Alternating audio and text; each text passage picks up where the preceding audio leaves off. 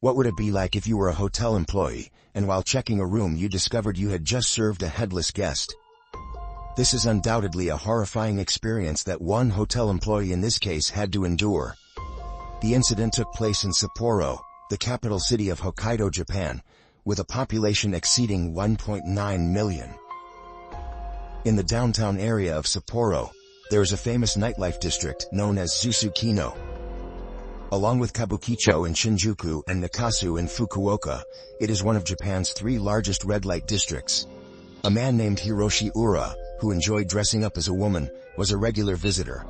Unfortunately, the place he loved was also where his life would come to a tragic end. On the southern side of Sapporo's nightlife district stands a love hotel called Let's, which has a total of 7 floors. The exterior features simple concrete walls, with striking signs between the 2nd and 3rd floors.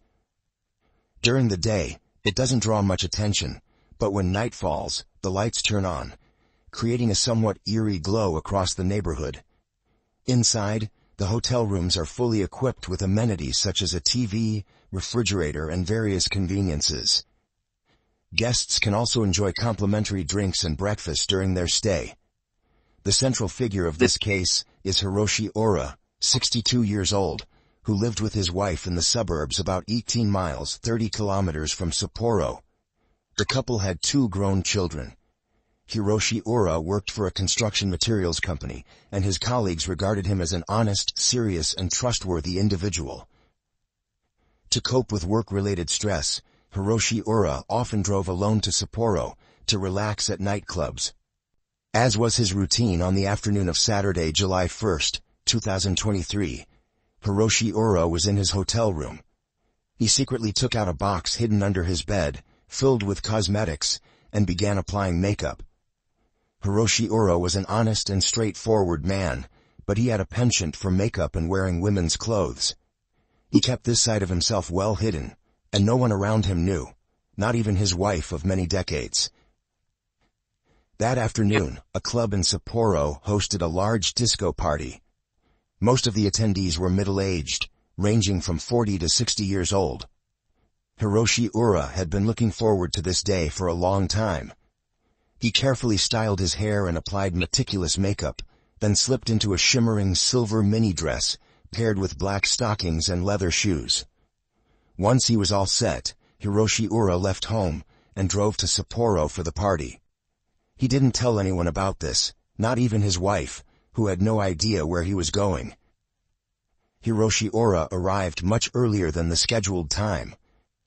Dressed in his bold and glamorous outfit, he immediately caught everyone's attention.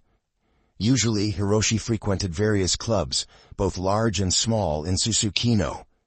There he applied heavy makeup and transformed into a completely different persona, ensuring that none of his friends or family would discover his secret. After some time, the music finally started, and the stage lights flickered on, marking the official beginning of the party. Performers took turns on stage, showcasing belly dances and impressive transformations that had the crowd cheering non-stop. The atmosphere quickly heated up. Hiroshi Ura, along with the crowd, danced to the music. Time passed quickly, and before anyone realized it, it was already 10 p.m., signaling the end of the disco party. No one wanted to leave, and people reluctantly said their goodbyes and slowly made their way out. Hiroshi Ura caught up with some old friends, took a few photos, and then left the club as well.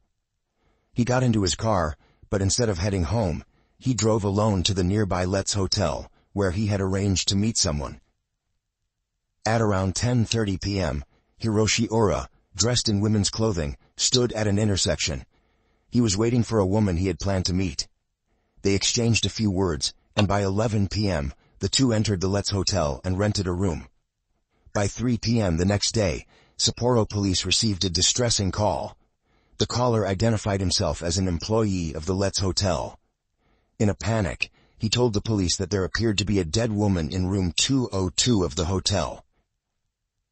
Shortly after, police and emergency responders arrived at the scene.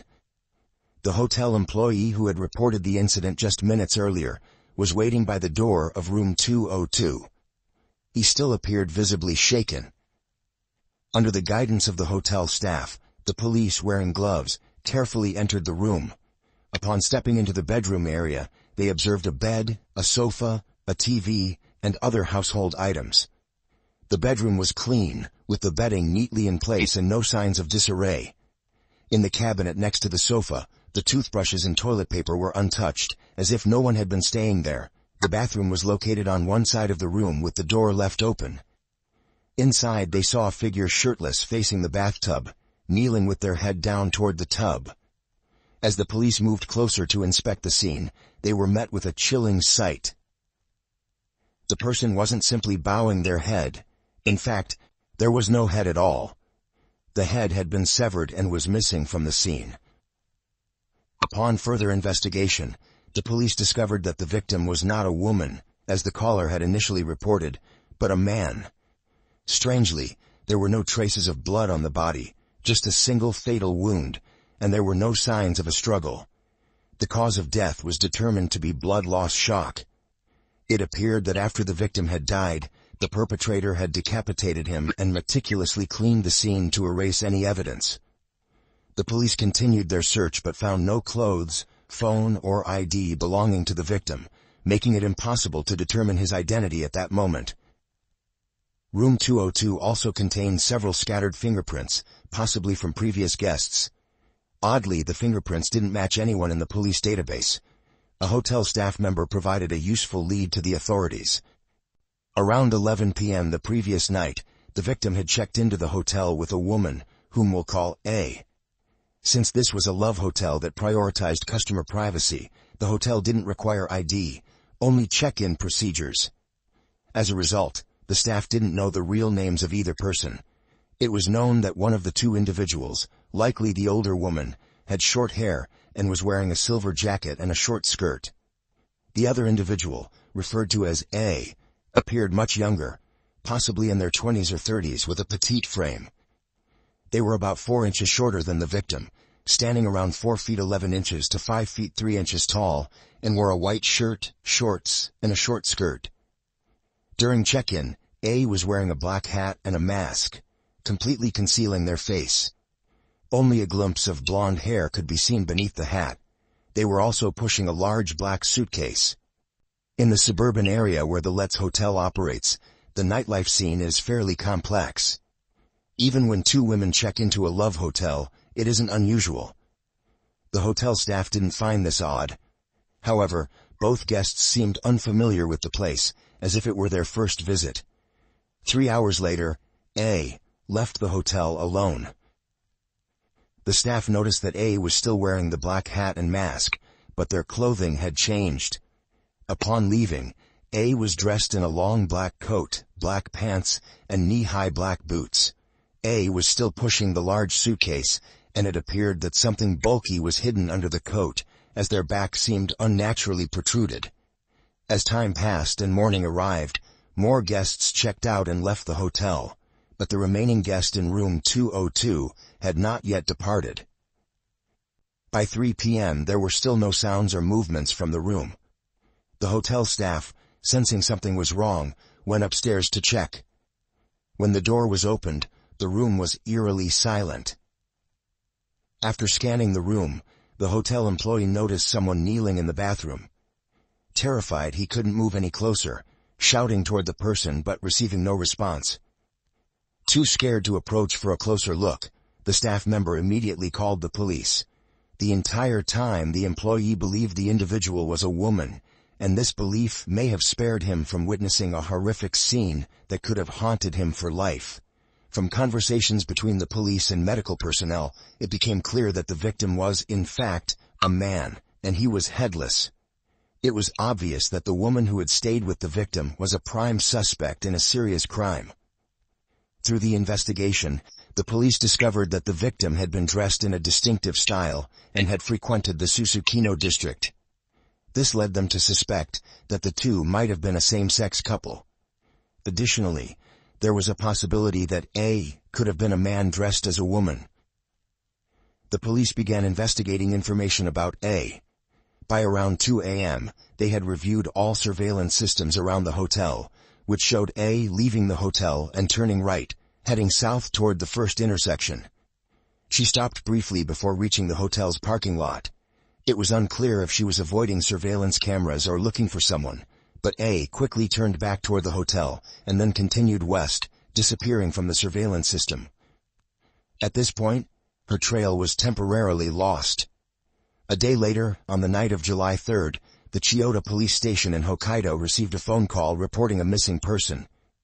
The caller was a woman, stating that her husband, Hiroshi Ura, had disappeared 2 days earlier after leaving their home in the afternoon. After a thorough investigation, the police determined that Hiroshi Ura had gone to Sapporo on the day of his disappearance to attend a disco party. His car was later found in a parking lot near the club. The discovery of a headless man had already caused a stir, and the Let's Hotel was not far from the club that hosted the party. As a result, police began suspecting that the two cases might be related. According to Hiroshi Ura's wife, her husband had undergone an appendectomy, and the headless man in the hotel also had a surgical scar on his abdomen. The police went to Hiroshi Ura's home to collect his fingerprints. After comparing them to the prints found on the headless man in the hotel, the police confirmed that the victim was indeed 62-year-old Hiroshi Ura. Once the victim's identity was confirmed, the police investigation uncovered a few more leads. They immediately began looking into Hiroshi Ura's social connections. To his co-workers and neighbors, he was seen as a serious and honest man. He was generally quiet and didn't seem like someone who would have enemies. The police investigated several shops in Susukino. At first, people there were unfamiliar with the name Hiroshi Ura, but after seeing his photo, they immediately recognized him as a person who often wore heavy makeup. At one bar, the police found a woman who could provide some information. She revealed that the entrance fee at the Banye Club was different for men and women. Because of this, some men, including Hiroshi Ura, would dress up as women to take advantage of the discounted price. This wasn't unusual at that bar. Hiroshi Ura always appeared dressed as a woman. Perhaps because of this, many people mistook him for a woman. The informant had met Hiroshi Ura over a year ago. When she first saw him, she had also mistaken his gender because of his skillfully applied makeup and feminine attire. Although Hiroshi Ura dressed like a woman, he wasn't attracted to men. He often tried to flirt with young women, sometimes even getting a bit too physical. This wasn't uncommon in that environment, where there were plenty of attractive young women at the bars. Hiroshi Ura would often approach them under the pretense of bonding like women, and would flirt with them. After getting acquainted, Hiroshi Ura would immediately proposition these women. If they rejected him or called him out, he would act indifferent, pretending not to care. He never seemed to feel embarrassed about his behavior. There were also rumors that Hiroshi Ura had tricked a woman into going to a hotel with him to assault her. For various reasons, the woman didn't report it to the police. As the story spread through the local community, 2 clubs put Hiroshi Ura on a watch list. Some female patrons expressed disgust and dislike toward him, warning each other in groups to be cautious of Hiroshi Ura. Returning to the case, the police now needed to answer the question, was Hiroshi Ura's death connected to suspect A? The police repeatedly reviewed the footage of the streets and stores near the hotel, trying to find clues. Upon closer investigation, based on details like walking posture and clothing, they concluded that A had a small, slender frame and was somewhat short, strongly indicating that she was likely a woman.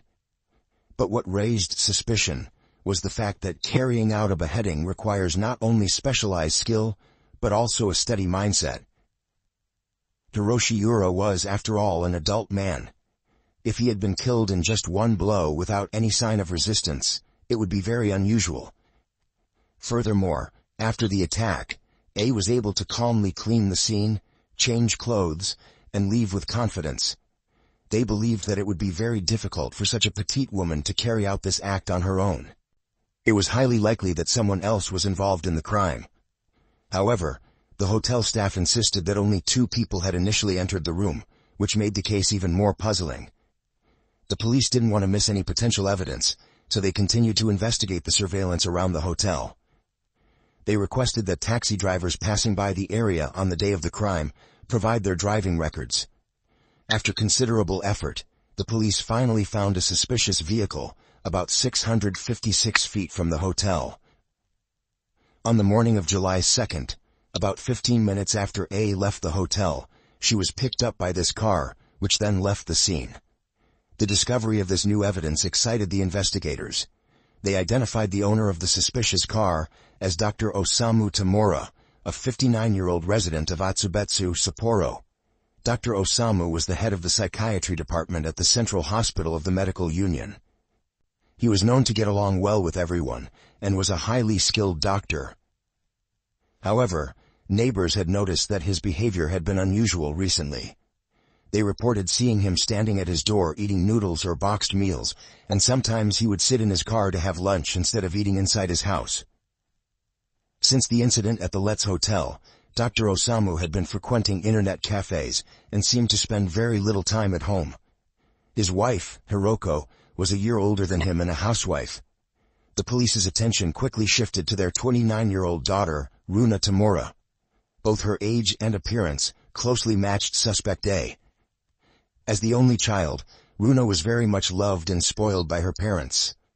However, for some reason, Runa hadn't worked for many years and remained at home. One neighbor even mentioned, "I haven't seen Runa in the past 2 years."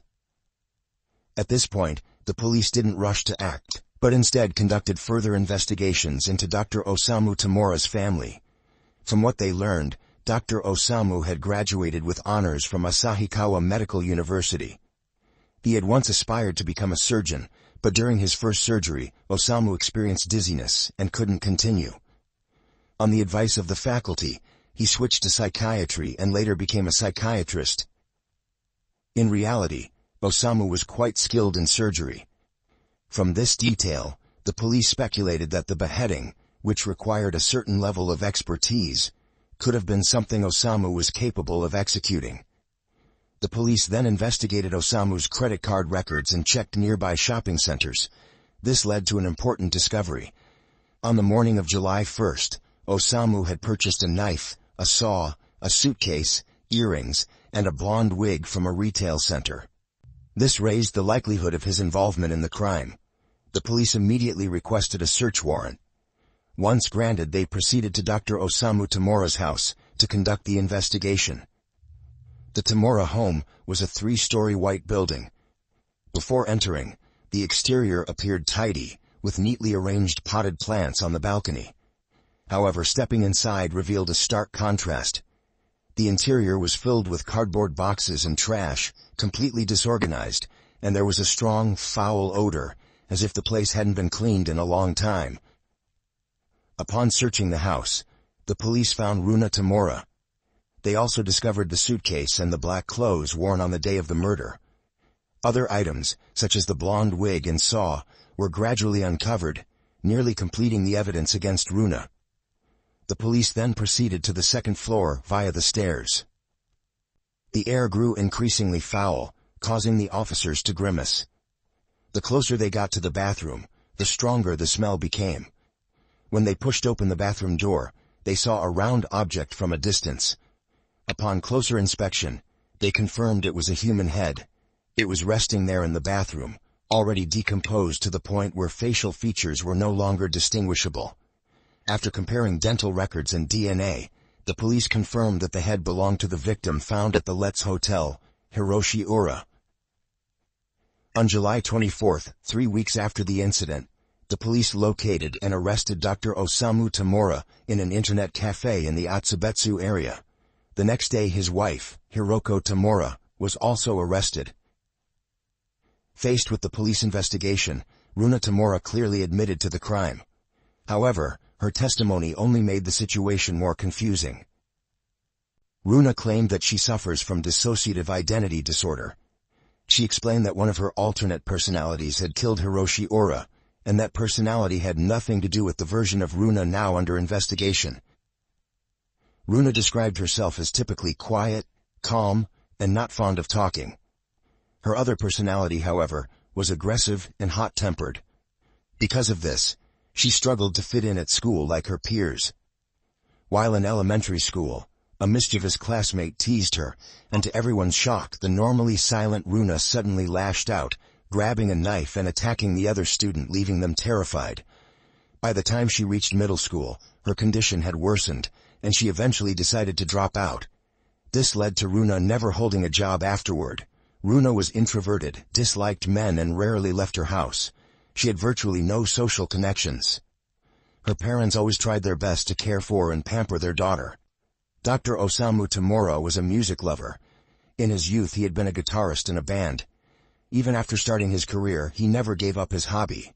He created a YouTube channel called RunaNet, where he uploaded guitar-playing videos. His wife, Hiroko, had a passion for gardening and painting. She would often paint and give Runa illustrated stories that she liked. For New Year's this year, Hiroko painted a bright and warm watercolor for the family. If it hadn't been for their daughter's illness, they would have been a happy, fulfilled family. Despite everything, the Tamuras loved their daughter unconditionally, and Runa deeply loved her parents in return. Although she harbored a strong dislike for men, she was friendly and affectionate toward her parents and older adults. So, what could have led this loving, tight-knit family to commit such a horrifying crime? The police gleaned some insight from Runa Tamura's grandfather. He said, "I haven't seen the Tamura family in 3 years. We only occasionally kept in touch by phone. Just over a month ago I heard that Runa had been assaulted, but the issue had been resolved. However, it seems that incident caused some complications, leading to the tragic outcome we see today. At this time, Runa Tamura's motive for the murder has not been disclosed by the police. However, based on current clues, the online community has speculated the following. 2 months ago, 29-year-old Runa Tamura was struggling with self-control issues. Under the supervision of her father, she attempted to join a club in the town of Susukino and participate in some activities with its lively crowd. It was during this time that Runa became acquainted with Hiroshi Ora, a man who often dressed as a woman. Hiroshi was experienced in seducing women. Outwardly, he appeared to be a mature and wise woman. Given Runa's limited interactions with men, her guard was lowered. Gradually, Hiroshi got closer to Runa. Surveillance footage from the club shows Hiroshi and Runa standing near each other, engaging in intimate behavior, while Runa's father, Osamu, watched them from afar. As a psychiatrist, it's unclear what Osamu might have been thinking at that moment. One day, Hiroshi used sweet words to lure Runa into a hotel, where he assaulted her. It was then that Runa realized Hiroshi was actually a man, but by that time, it was too late. During the assault, Hiroshi may have recorded a video and used it to blackmail Runa. Afterward, Runa felt humiliated and angry and told her parents about the incident. Upon learning what had happened to his daughter, Osamu was enraged and couldn't contain his anger. Perhaps to protect his daughter from further harm, Dr. Osamu chose not to go to the police but privately confronted Hiroshi, warning him to stay away from Runa. Hiroshi promised Osamu that he would never approach their family again. However, Hiroshi didn't keep his word. He still had the incriminating video of Runa, and harassed her up to 7 more times, threatening to expose her unless she met with him. Hiroshi even threatened to come to her house. The Tamura family, wanting to preserve their reputation, didn't want to make Runa's assault public. They were trapped, unsure of what to do. As tensions grew and dissatisfaction mounted, Osamu began taking measures. He laid a white cloth in front of their house, seemingly as a warning. He also started eating outside his home or in his car, secretly monitoring to see if anyone approached their home. Whenever Hiroshi lingered near, Osamu would immediately appear and chase him off. As the situation seemed to improve, Osamu decided to resolve the issue once and for all. It wasn't long before Hiroshi invited Runa to meet again. A detailed plan was set in motion for Runa to carry out. Knowing that his daughter had a mental illness, Osamu believed that even if she were caught, her sentence would be reduced. With this in mind, they crafted a meticulous plan. Early in the morning on July 1st, just as dawn was breaking, Osamu and his daughter went to a nearby large store to buy some tools. That evening, the two went near the hotel. Runa, wearing a wig, a hat, and a mask, went alone to meet Hiroshi at the arranged location. 3 hours later, she cleaned the crime scene, changed into a different outfit that concealed her face, and left the hotel. She then got into her father's car and they drove away. Runa wore gloves throughout the entire crime, leaving no fingerprints at the scene. However, Osamu hadn't yet figured out how to dispose of the head, so he temporarily left it in the bathroom at their home. He intended to wait until the rumors died down before dealing with it. The family believed they could return to living a normal life. But trouble kept coming. On the afternoon of the second day, the hotel staff reported the incident. The case quickly made headlines, causing a nationwide sensation. The immense public pressure led the police to deploy a large task force, with everyone working hard to investigate the case. Within just a few days, the victim was identified as Hiroshi Ura. Since the crime, Osamu's wife and daughter had rarely left the house for fear of being caught. Only Osamu continued going to work as usual. Meanwhile, trash piled up inside the house, and the foul odor from the bathroom spread to the bedroom, to the point where Osamu eventually couldn't bear to enter the house anymore. During the police investigation, Osamu's wife began to feel that it was only a matter of time before they were caught, so she called Runa's grandfather to share her worries.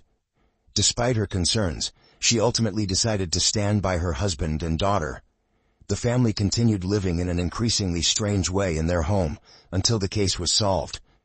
As for why they specifically had to decapitate Hiroshi Ura, online rumors continued to circulate. The most common theory was that it was done to conceal the victim's identity and buy time to delay the police investigation, allowing them to escape. There was also speculation that the act might have been related to the sensitive video.